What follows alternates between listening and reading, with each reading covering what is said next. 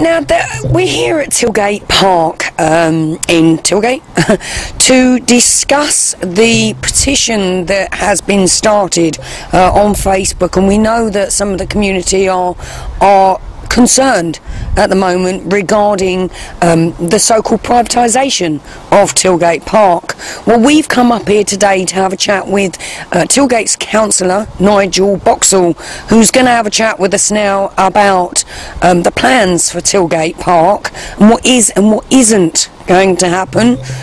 We've taken note of some of your questions on Facebook, and we're going to ask him them directly and hopefully get you some good answers, and hopefully reassure the community that the park is not about to be privatised. You will not have to pay to come into the park, but there are certain things that are going to be going on that you will have to pay for, and we're going to hear more about that now from Nigel.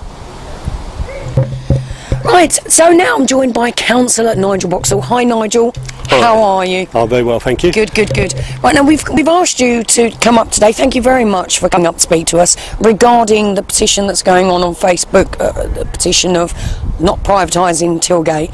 Now obviously the public are a little bit fearful of what is going on, so we've come today to try and reassure them and obviously ask you a few questions about that. Yeah, now, let's try and clear one thing up. The park is not about to be privatised, is it? Not at all, no. And our staff will continue to maintain it as well.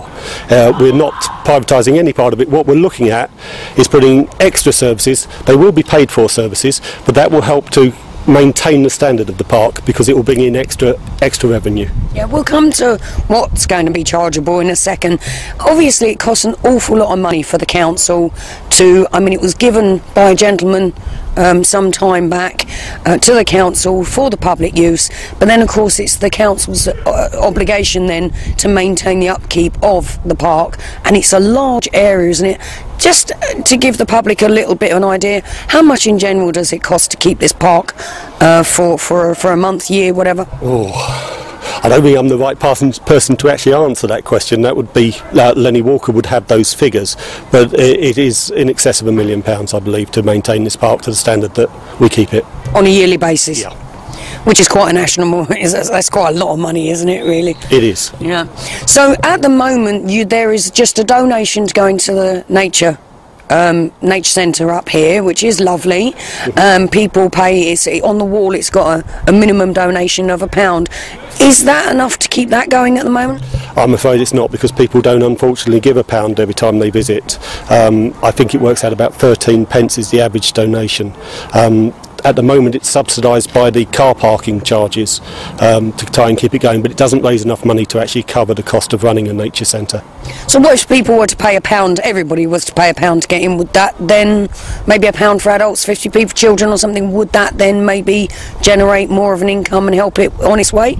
It would generate more of an income. It wouldn't be enough, because once you start charging an entry fee, it changes the model of the facility, and you then have to pay business rates on it, so you have to charge quite a bit of money to actually overcome the VAT that you're losing and things like that. It changes the model quite completely. It's catch-22, isn't it, for you guys? Which is why at the moment it's a donation, with the car park raising other revenue.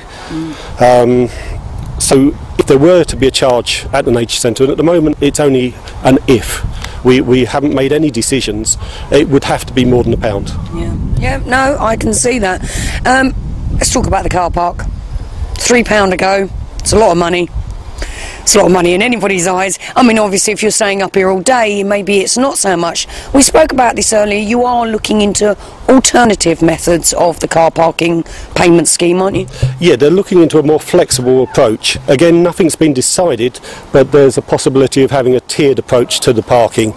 So if you only turn up for a short amount of time, it's a smaller figure. If you come here for the whole day, it would be slightly more, so it balances out. Yeah, and it's fair enough that, you know, we pay. There is a free car park round the back for the people of Crawley that know about it, but as you said earlier, the car park is really there to generate an income from people from out of town, really, isn't it? That would be our purpose for charging on this, because we have another car park which will be reopening soon when the works have been finished on the dam, which at the moment is free as well. So there is quite a lot of parking space that you don't actually have to pay for. And it will continue to be free? That's being reviewed as well, because we are looking at improving it. At the moment it hasn't got a surface on it, but we're looking into the idea of actually surfacing it, which may mean that we have to bring in a small charge to cover the upkeep of it. Okay. Now let's go back to what is going to be chargeable here, just to help people get a bit of a vision and to stop their worries about what's going on with the park. Tell us a little bit. You've got some great new features coming to the park which will be chargeable. Tell us a little bit about them. Well, at the moment we have ideas, and we're looking for people that are interested in working with us with those ideas. We want to put boats back onto the lake. That's one of the things. We had boats on the lake many years ago, and it was a chargeable feature then, so there's nothing new in that, but it's making better use of the lake and bringing in, again, a little bit more income. It's not a noisy activity, so it won't disturb the tranquility of the park, but it will raise a little bit more money that will go back into maintaining it. That's one of the features. We're also looking at the possibility of having a high ropes walkway whereby you can move between trees above ground level, but it won't alter the access for public underneath it, because it's an activity that goes on well above their heads. That's a brilliant idea. Yeah, and if we can find someone that's interested in working with us on that will be great, and that will go ahead. So what about maybe integrating a little bit of an adventure, maybe with some swings and you know, what are those, the zip wires and what have you? That's all part of it. That's all part. That's all part of it. There are several models. One company that does this, I believe, is called Go Ape. There's another that runs one in the Enchanted Forest nearby. So there are lots of people that do this sort of activity, and we're looking for a partner that can actually do that.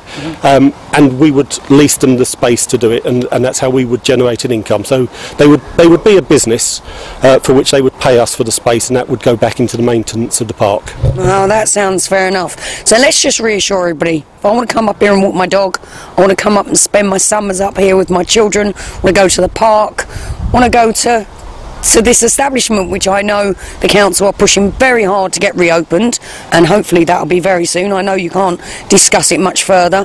That will all be free. Well, the pub won't be free, obviously. No. You'd be paying as normal to go. When you buy me my pint, it will be, but no. we own the building, but it's a lease to a brewery, and they will hopefully be able to move that lease onto another company that may be able to open up soon. As for the park is totally free and will remain free. The only charges are to park here, but they can be avoided by parking in other places around the park. Which the local people should really know about and should really go to if they want to come up. Come here by public transport or walk, because if you're walking your dog, why not walk your dog that little bit further and walk to the park as well? Yep, no, that all makes sense.